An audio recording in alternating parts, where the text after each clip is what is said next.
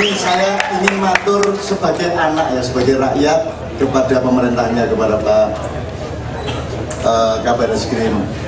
Pak, sampai ya, ini rakyat itu kan ceritanya burik Pak, loro hati. Jadi kita harus pakai psikologi juga. Jadi rodo ngalah sedikit lah karo rakyat.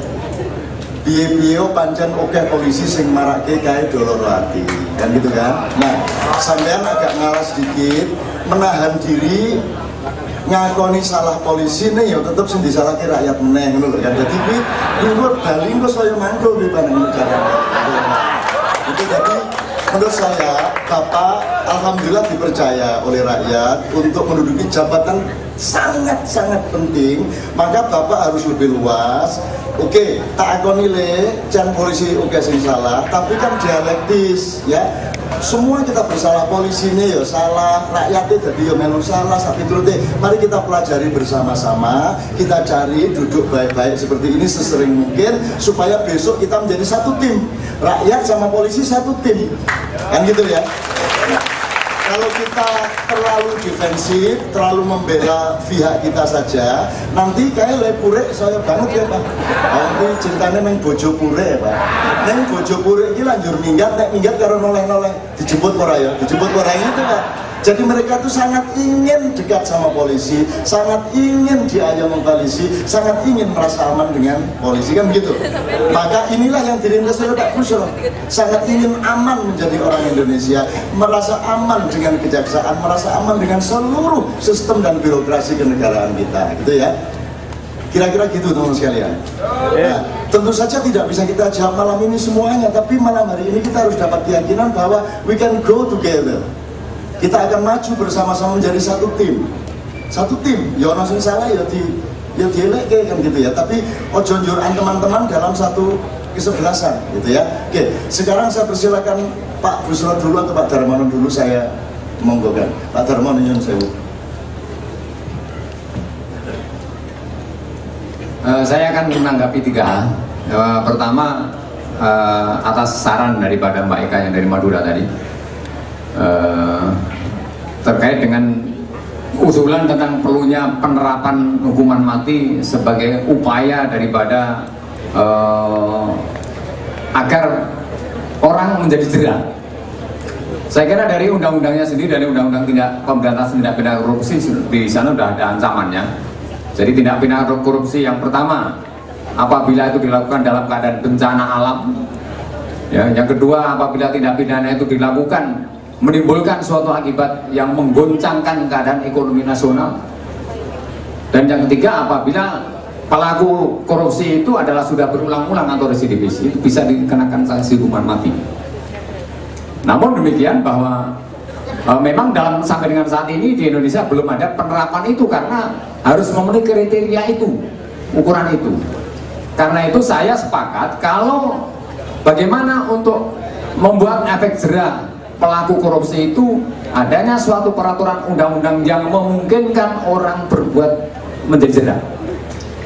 Jadi kalau kemarin ada usulan agar ada kebun koruptor, saya kira substansinya bahwa perlu adanya suatu penempatan secara khusus, baik itu dalam lembaga pemasyarakatan atau rumah tahanan negara khusus bagi koruptor. Jadi orang di dalam surat perintah penahanannya sudah disebutkan kepada A dan sebagainya dilakukan penahanan di rumah tahanan koruptor.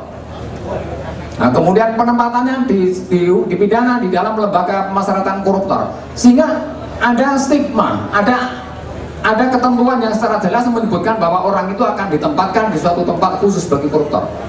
Ini adalah salah satu. Yang kedua, bagaimana untuk menghapuskan korupsi ini? Saya kira memang mutlak diperlukan ada komitmen bangsa kita. Komitmen bangsa berarti bukan hanya para pejabatnya saja, tapi juga seluruh komponen bangsa, termasuk rakyatnya, termasuk masyarakatnya. Komitmen bahwa tidak akan ada korupsi lagi. Jadi kalau kemudian perlu ada penjerahan, perlu adanya suatu cut off, ada ketentuan waktu ke depan. Mari kita buat aturan, kita usulkan kepada DPR, pemerintah untuk buat suatu aturan yang mengharuskan penjatuhan sanksi yang berat, mempermalukan orang pelaku koruptor untuk tidak melakukan perbuatan korupsi lagi. Mari kita komitmen bersama di dalam rangka memperbaiki keadaan ke depan itu. Ini yang pertama. Yang kedua, pertanyaan daripada saudara dari Mas Eka tadi yang dari Kalimantan Barat, ya, terkait dengan bahwa pelaku korupsi itu memang ada, bahkan sebagian besar bahwa dia sudah sadar bahwa dia itu melakukan korupsi. Makanya tadi saya telah menyampaikan latar belakang pada korupsi itu salah satunya adalah korupsi karena etikatnya, karena perilakunya, ya. Jadi kalau saya katakan bahwa korupsi yang memang karena moralnya jahat, moralnya bejat tadi, saya mengatakan adalah corruption, ya, by design with bad integrity. Jadi pelaku korupsi yang memang disebabkan karena integritasnya jelek. Ya, ini yang paling berat untuk mengatasi ini.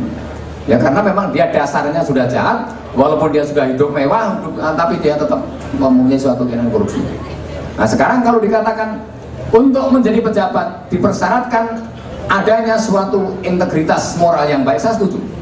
Tapi jangan diberikan hanya sekedar ukuran. Tadi Pak Kiai Ainun mengatakan bahwa jangan hanya diukur berdasarkan bahwa dia rajin salatnya, dia rajin ngajinya, dia rajin ibadahnya. Kalau saya hanya dihitung berdasarkan ukuran itu, dari statistik yang ada, pelaku korupsi di Indonesia itu 75% adalah orang Islam. Kita juga orang Islam. 75% adalah orang yang sembahyang rajinnya, rajin sembahyang. Sehingga kondisi seperti itu mengenai rajin sembahyangnya dan sebagainya tidak akan bisa dijadikan suatu ukuran bahwa orang itu tidak melakukan korupsi. Saya setuju kalau kemudian integritasnya menjadi syarat. Karena itu persyaratan-persyaratan integritas tadi tentu harus melihat track record daripada pejabat secara keseluruhan. Ya, jadi pada perilakunya, keluarganya, kemudian istrinya banyak atau tidak dan sebagainya. Ya, jadi kalau pejabat mungkin istrinya banyak, misalnya katakanlah dia untuk menghidupi istrinya banyak tentu perlu biaya yang banyak sehingga dia ada kemauan untuk. Jadi ini track record itu harus dilihat secara holistik keseluruhan daripada perilaku daripada pejabat itu. Tidak hanya bisa dilihat dari lahiriah ibadahnya, sembahyangnya, ngajinya, puasanya dan sebagainya. Bahkan mungkin haji udah 5 kali. Jadi kalau kita melihat ke belakang, banyak pejabat-pejabat bahkan dari Menteri Agama pun ada yang jadikan tersangka dan terpidana dalam perkara korupsi. Jadi tidak bisa diukur. Kemudian yang ketiga, pertanyaan daripada Mas Narso tadi menyatakan bahwa untuk melakukan penindakan tersebut tidak perlu harus ada laporan, ya, karena di mana-mana banyak terjadi demonstrasi sebagai bentuk ketidakpuasan daripada masyarakat. Nah, ini sekali lagi sama tadi ukuran daripada perbuatan yang menyimpang, perbuatan ketidakadilan itu tidak hanya bisa diukur dari adanya demonstrasi, karena demonstrasi juga bisa dibeli biar. Ya, jadi kalau ada calon bupati, ada 2 calon, satunya melaporkan yang lain, lainnya juga melaporkan yang lain, akhirnya yang lain juga menggerakkan masyarakat untuk demonstrasi, untuk saling menjatuhkan. Ya, karena itu tidak bisa dijadikan ukuran bahwa integritas daripada pejabat itu karena adanya demonstrasi di kantornya. Oleh karena itu kalau memang ada kesalahan-kesalahan yang dilakukan oleh para pejabat termasuk kejaksaan, silahkan dilaporkan dengan data-data yang konkret, pasti akan saya tindak. Ya, kemarin contohnya ada pelaku jaksa yang ditangkap, anak buahnya Pak Busro, sekarang ditangkap, besok kita keluarkan surat perintah, besok kita keluarkan surat pemberhentian yang bersangkutan. Ini adalah bukti komitmen kita bahwa kita ke depan ingin lebih baik daripada kondisi hari ini.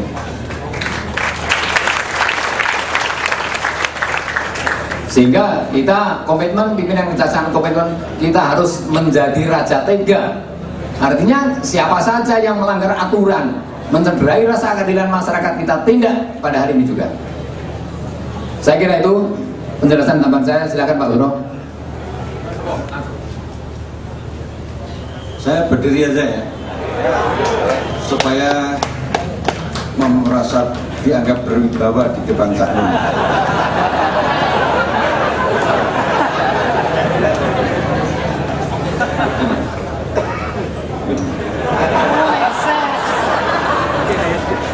Tentang senturi itu prosesnya masih jalan, dan selama ini KPK memanggil kembali Ibu Miranda Gurtom, memanggil Pak Budi Mulya, salah satu deputi Bank Indonesia, memanggil Robert Tantular, masih terus dijalani. Ada yang menyatakan, sudahlah KPK menyatakan ini sudah tidak mungkin diteruskan, di-close. Kami tidak. Jadi misalnya bulan depan ada hasil dari audit BPK yang kemudian hasilnya itu bisa dikembangkan atau merupakan hasil yang ada indikasi pelanggaran Undang-Undang Tindak Pidana Korupsi, kasus Bank Senturi, ya kami sejak dahulu sudah menyatakan kami ini akan menggunakan kacamata kuda. Jadi lurus-lurus saja, nggak boleh, ya, nggak mungkin dipengaruhi dan seterusnya. Jadi itu Senturi. Kemudian sanksi yang berat tadi sudah dijelaskan oleh Pak Darmono. Tapi juga kita perlu paham kalau ada terdakwa korupsi yang dikorup besar banget, terus kemudian sama jaksa dituntut hukuman mati, akan dituntut hukuman mati, akan gitu ya. Lihat dulu terdakwa. Kalau terdakwanya umurnya sudah 85 tahun, livernya bocor, jantungnya jebol, ginjalnya sudah rontok, panunan meneh, diabetes meletus dan sebagainya. Wah, itu mendengar tuntutan hukuman mati aja langsung teksek di kursi. Jadi harus dilihat pelakunya, kalau sudah sepuh dan sebagainya, kesehatannya tidak bagus, ya janganlah hukuman mati. Tapi selainnya underline Pak Darmono, karena memang bidangnya Pak Darmono dulu hukum pidananya lebih kuat daripada saya. Nilainya A terus ini. Saya minta Iya, ragil kalah mestinya lara ya. Ini khusus untuk Senturi, saya percaya sama beliau, saya lillahi ta'ala sama beliau, dan saya akan ikut menanggung resiko moral dan apapun bersama beliau untuk kebenaran beliau. Untuk itu saya minta dari Mas Neta Pane dari Police Watch untuk mengemukakan salah satu data yang menyangkut SBY, Sri Mulyani, dan Budiono.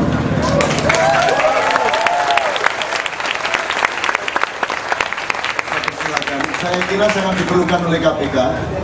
Benar tidak benarnya, silakan. Di sini Cak ya. Terima kasih Cak. Oke, ya. Agak sini. Sini Mas Neta, di sini sebelah sini ya. Ya. Terima kasih Cak. Sebelum membahas masalah Senturi, saya akan bertanya dulu sama Pak Busro, senior saya yang saya hormati. Sejak berdirinya KPK sampai hari ini, kenapa kok belum ada polisi yang diperiksa KPK ya? Padahal kemarin KPK baru menangkap jaksa, kemudian menangkap hakim juga pernah, menangkap kepala daerah apalagi, kemudian anggota DPR. Tapi kok polisi nggak pernah ya? Ada apa gitu? Apa KPK takut sama polisi?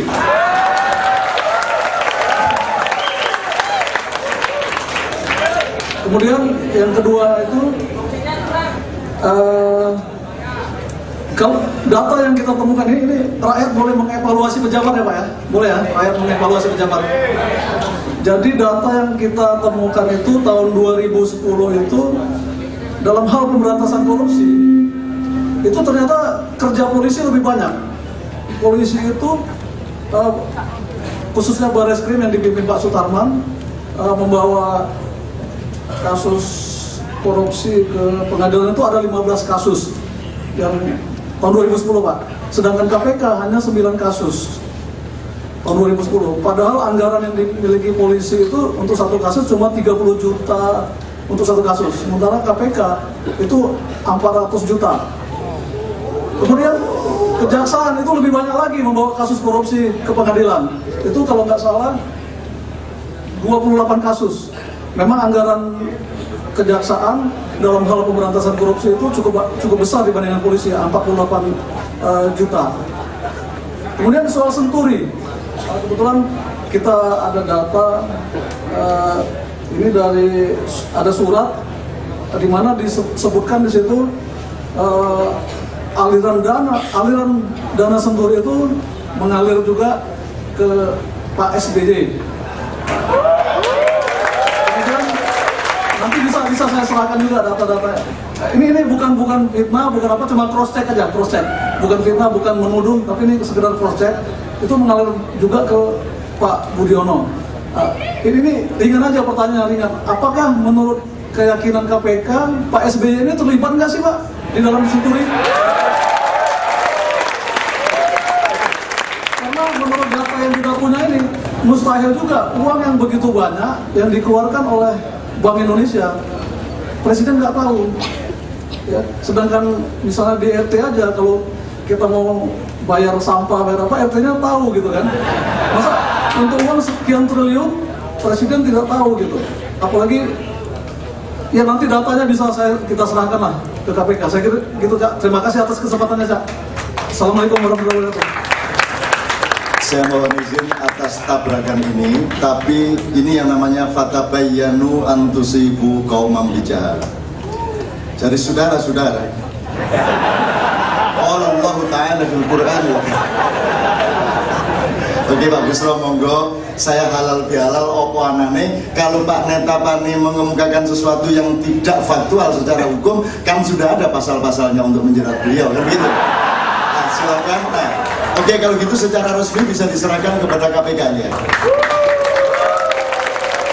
Untuk meyakinkan data-data yang kita punya, ya barangkali ini bisa untuk membantu Pak Busro dalam rangka bila mana perlu memeriksa Presiden SBY.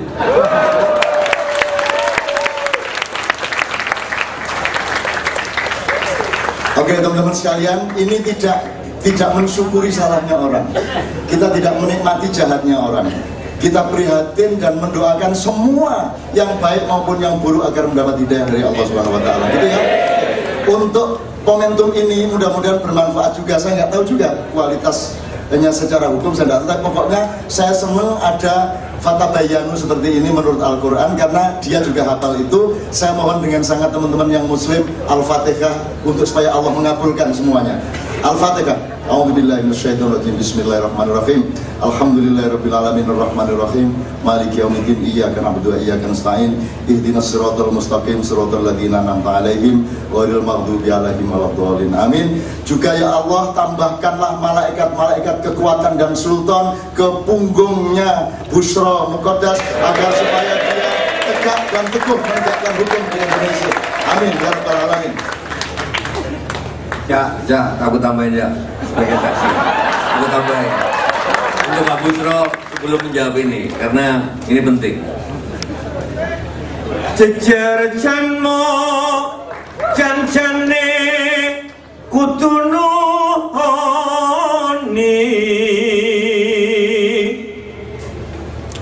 kasetyan lantarmo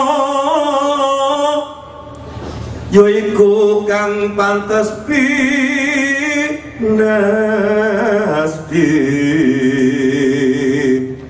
yakti mangku bagyo mulya. Nggih, ampun. Berarti bukan hanya malaikat yang mendukung, tapi golongan iblis juga mendukung.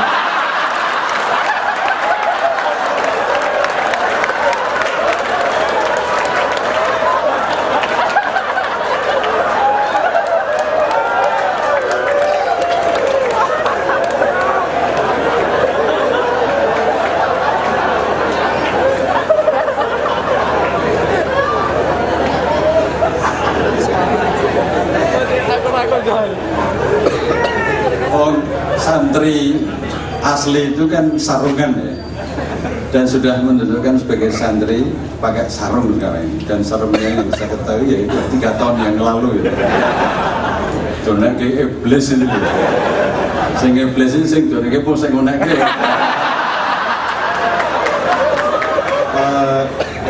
Terpaksa saya jelaskan. Ini untuk pengetahuan bersama. Ini sekalian Indonesia ini rusaknya karena salah melihat keadaan, salah melihat manusia. Iblis itu seniornya semua malaikat. Oke? Iblis itu aslinya namanya Kanzul Jannah. Dia punya gelar di setiap saf langit yang 7 itu, dan dia adalah atasannya Jibril yang hatinya paling kuat, sehingga oleh Allah dia disuruh menjadi kepala intelijen, pura-pura nggoda manusia untuk memperkuat imannya. Dan iblis memang sengaja pakai sarung supaya mudah nyopot.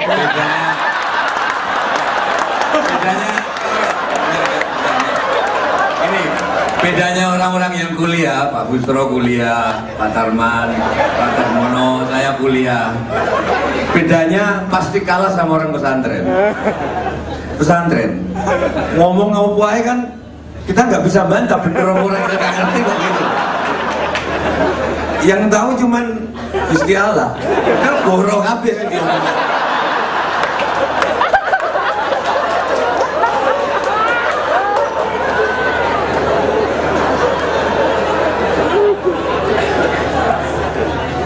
Ada sebuah riset dari perguruan tinggi yang belum bisa disebut namanya. Riset itu riset yang kategorinya ilmu gaib.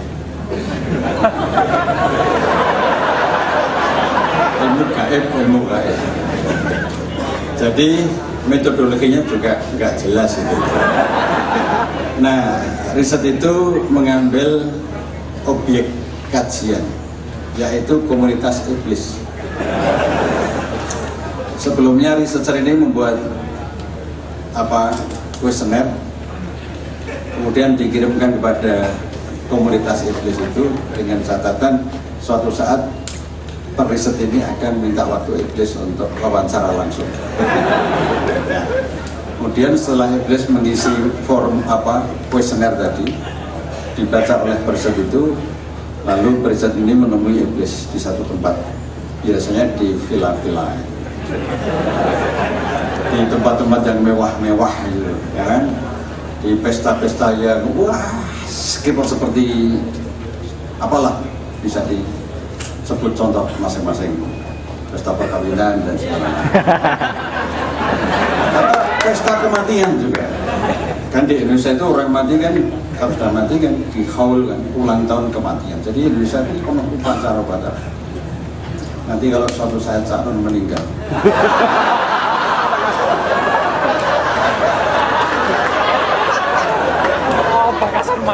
Mbak Novia kalau packing ini yang mesti dilirik Mas Tejo.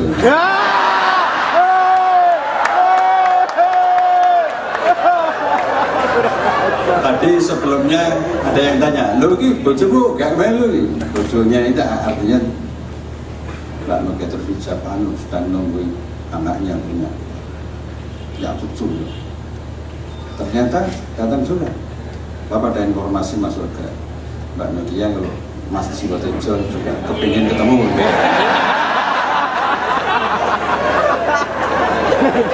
Kembali ke riset periblisan tadi.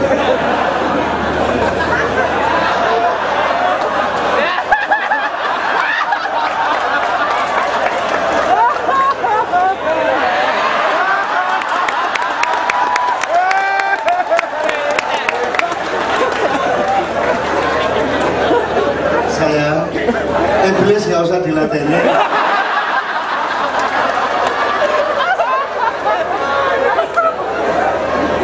Kalah untuk bojone kriyo. Untung bojone mek siji. Di Kauman tuh ada kiai istrinya 3. Waktu istrinya 1 itu normal. Waktu kedua ketika menjadi permasalahan, lalu didatangi oleh seorang kiai yang lain yang lebih muda. Pak Kiai, panjenengan loh, istrinya 3. Itu filosofinya apa? Pertanyaannya sangat akademis. Filosofinya apa? Nah, Kiai yang istrinya 3 itu nggak mau kalah. Udahlah, nggak usah pakai pertanyaan yang berbau-bau akademis. Mau minta bab bojo, anggo akademis. Terus ganti tanya Kiai yang tua. Kamu Kiai muda suka makan bakmi nggak? Jadul. Nanti saya jelaskan tentang mengapa itu saya 3. Kamu suka? Bakmi yang kamu sukai apa? Tawarkan dulu.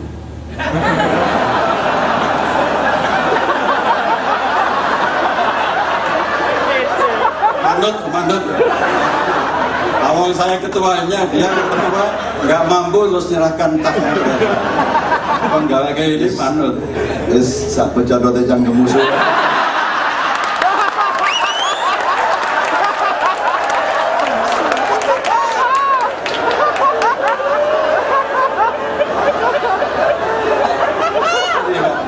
Jadi di Jogja itu saya nggak bisa menempatkan diri sebagai ketua KPK. Nggak payu, apalagi cuma 3 tahun lagi. Itu pun kalau berjalan lancar ya kan. Nanti kalau dicabut sama yang merasa punya wewenang itu mungkin nggak sampai 3 tahun lagi. Jadi saya di sini itu menempatkan diri ya sebagai ketua KPK itu 0,1%. Selebihnya itu adalah menghadapi lawan saya sendiri.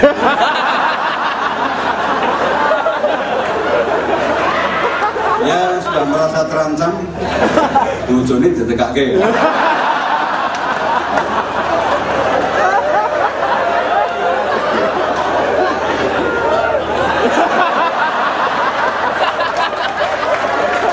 Kembali itu tadi. Setelah Iblis diwawancara, kemudian hasil wawancaranya secara singkat saya rumuskan sebagai berikut. Pertama, Iblis menyatakan penyesalannya kepada Tuhan. Mengapa ditetapkan sebagai Iblis?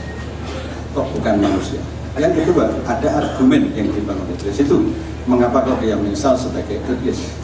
Argumennya ialah, dan ini argumennya sosiologis fenomenologis iblis. Jadi ini iblisnya juga ya S3 itu lah. Ya. Alasannya itu ialah, ya Tuhan, tolong aku dirubah nasib saya dari iblis menjadi manusia. Berdasarkan alasan poin-poin berikut, singkatnya bahwa aku sekarang dalam posisi tidak berdaya dan sekarang sudah tidak berdaya dan terpuruk. Dulu aku menggoda manusia, sekarang aku digoda manusia. Dan manusia itu ialah para koruptor di Indonesia ini. Sebagiannya adalah pembela koruptor. Siapa itu? Sebagian pengacara, advokat itu. Sebagian, di sini ada advokat tapi jujur-jujur saja. Sebagian lagi polisi, tentu tidak termasuk Pak Sutarman. Kalau saya bilang Pak Sutarman, pertama itu tidak mungkin, dan yang keduanya KPK itu punya penyidik dari kepolisian jumlahnya 97. Jadi kalau sekarang saya menyebut beliau termasuk yang itu, besok pulang ke Jakarta ditarik balik penyidik di KPK itu. Jadi banyak polisi yang clean dan clear. Beberapa nama saya tahu persis. Di kejaksaan juga ada jaksa yang tidak bersih, tapi juga banyak yang bersih. Jadi nggak perlu kita pesimis. Pak Darmono ini bukan saja bersih, sampai prihatin. Nggak usah saya teruskan ya. Kalau saya teruskan dia langsung jawab, apa dokoe wae. Nah, jadi itu riset tentang itu. Tentang Senturi, Mas Neta, tadi sekilas saya buka data yang Anda sampaikan ini tahun 2008 dan 2009. Mudah-mudahan ini data sudah termasuk yang kami kaji. Sampai sekarang kami terus mengembangkan ya. Lalu sudah ada 2 polisi yang diproses di KPK. Salah satunya adalah polisi ya, mantan Kapolri. Mantan Kapolri dan mantan Dubes, dan yang memeriksa polisi di KPK yang pangkatnya waktu ini baru Kombes, memeriksa mantan jenderal polisi. Yang kedua, ada polisi yang ditugaskan di KPK meres pelapor, kemudian diproses sendiri oleh KPK. Jadi kalau di KPK ada orang macam-macam, ada indikasi korupsi, itu diproses sendiri di KPK. Makanya jangan main-main. Walaupun banyak orang belum tahu KPK. Suatu saat saya ke suatu pertemuan, saya bicara tentang memberikan sambutan. Ibu-ibu di sebelah sana itu ngomong sendiri. Memang jenis ibu yang suka ngomong. Nah, ada jenis ibu yang tidak suka ngomong, lalu memberitahu ibu-ibu yang suka ngomong, "Bu, dengarkan Pak Busro itu. sedang memberikan sambutan itu kan Pak Busro memberikan sambutan sebagai ketua PKK.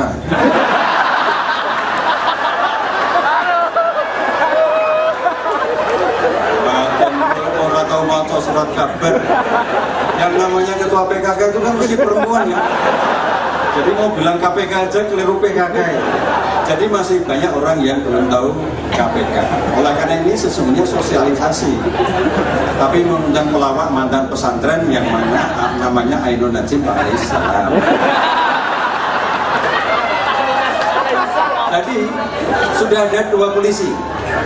Yang satu mantan jenderal polisi, yang satu waktu itu Pak Parman Kompol, ya, komisaris polisi. Mudah-mudahan itu yang terakhir. Dan jaksa yang kemarin ditangkap mudah-mudahan yang terakhir. Seperti kata Pak Darmono, hakim yang kemarin ditangkap mudah-mudahan yang terakhir. Kami ini kalau nggak terpaksa ya menangkap, nggak menyuruh staf kami untuk menangkap, tapi karena dipaksa untuk menangkap ya gimana lagi gitu. Wartawan tuh kalau ketemu lagi, Pak Busro, Pak Chandra, kapan menangkap lagi? Jawaban menanggapi. Maka preemptif dan preventif itu menjadi sangat penting. Acara seperti ini semuanya preemptif dan preventif. Maka kami bersinergi dengan petinggi Polri dan petinggi Kejaksaan Agung. Lain kali insya Allah Pak Basri sama Pak Timur Pardopo bisa hadir. Itu 2 kakak beradik. Tandanya anak.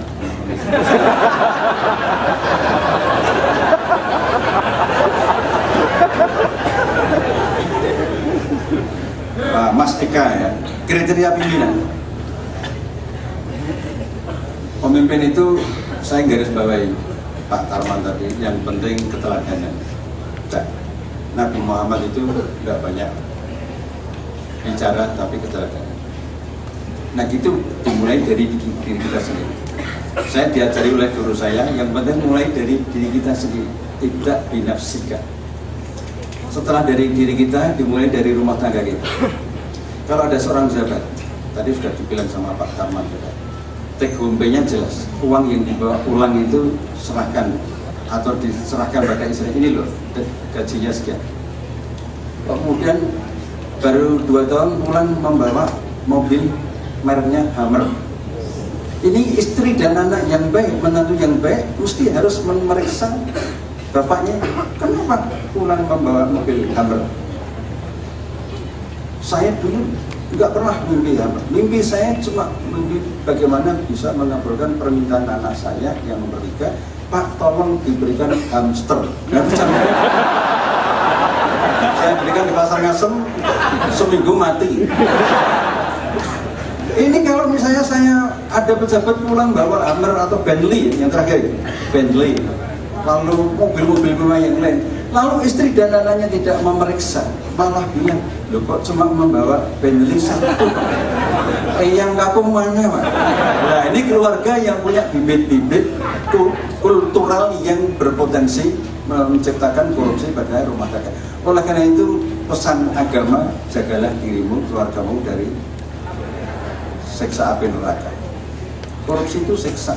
Nggak ada orang yang dihukum untuk korupsi secara normal itu senang, susah dia.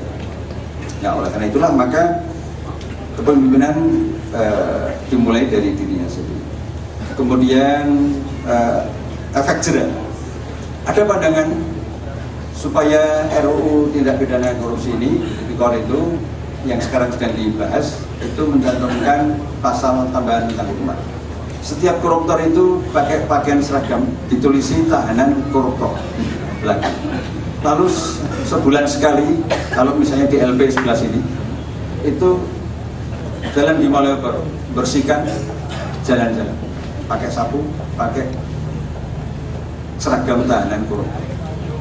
Sehingga masyarakat lihat, wartawan lihat, jadi mempermalukan secara umum. Karena kalau tahanan kurungan saja, belum tentu orang itu bisa efek jerah. Tapi juga yang penting juga keluarga itu sendiri, mencegah itu datang dari keluarga.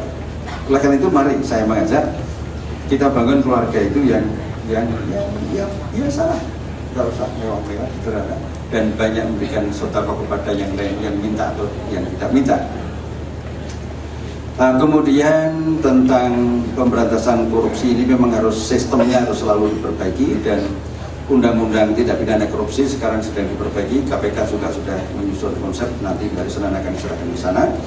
Undang-undang KPK ini sesungguhnya sudah cukup bagi bangsa ini sehingga tidak perlu direvisi. Tapi kalau semangatnya anggota DPR mau revisi undang-undang, ya bagaimanapun juga harus kami terima, dan kami nanti akan melibatkan kampus dan LSM yang kompeten.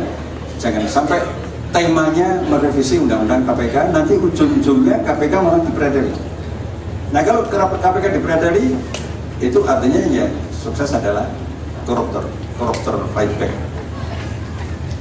Kemudian apa lagi? Wes.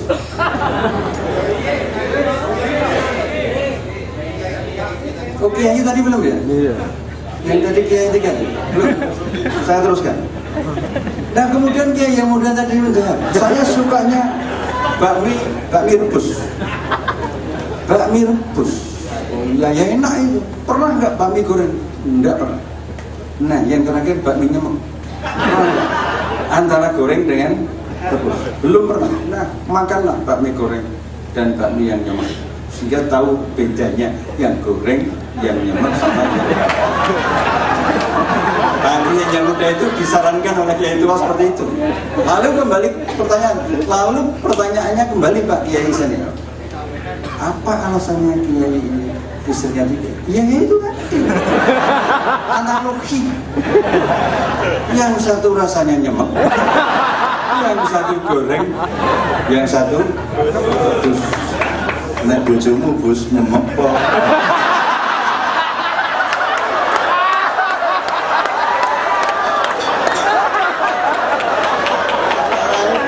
Salah ketua KPU yang cangkeme kaya ngono. Saya teruskan. 2 bulan kemudian istri Kiai itu meninggal kan? Terus di masjid itu biasa diumumkan di masjid ini kauman, bukan kauman Jogja, kauman di tempat lain Jawa Tengah. Pak Kiai tradisinya di sini kalau ada yang meninggal diumumkan di masjid supaya jelas namanya. Ini yang meninggal istri bapak yang goreng atau yang Kiai itu gak bisa jawab. Dan oleh karena itu tadi kan Pak Darmono bilang orang korupsi itu biasanya salah satu penyebabnya karena keinginan yang berlebih-lebihan. Istri lebih dari satu itu juga berpotensi. Oleh karena itu satu saja. Tidak perlu dikampanyekan. Soal ada yang 2 dan 3, udahlah kita doakan mudah-mudahan Cak Non bisa ikut itu.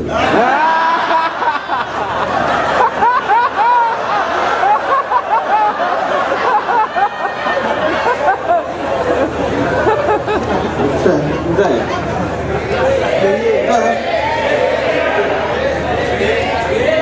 No SBY.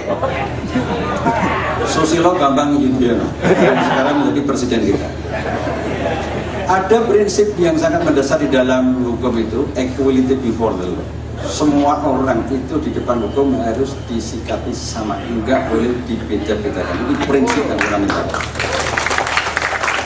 Nabi penutup Muhammad SAW juga menyatakan, sungguh kalau yang mencuri pakaian Yahudi itu sebagaimana diberitakan adalah anak saya, maka yang akan memotong tangan anak saya Fatimah adalah saya sendiri. Itu Muhammad bin Abdullah alaihissalam. Bagaimana Muhammad Busro?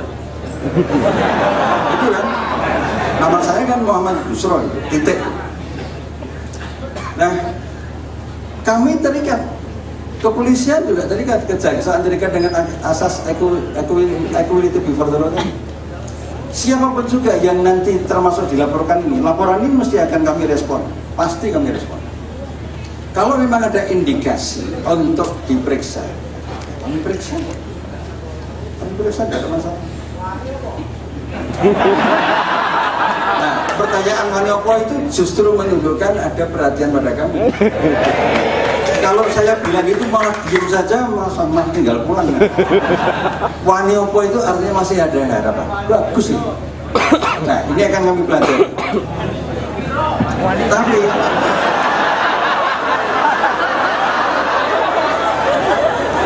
begini, KPK ini memiliki kewenangan yang lain, tidak hanya penindakan tapi juga pencegahan. Belum lama ini KPK melakukan satu kajian tentang sektor migas, penerimaan uang yang non APBN, yang non APBN.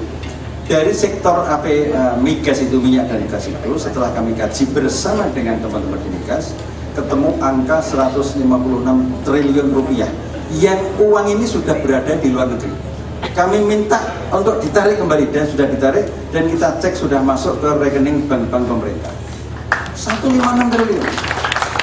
Ini baru sektor migas. Sekarang ini kami di Jakarta, di kantor Kuningan itu sedang mengkaji tentang manajemen pengelolaan tambang batu bara.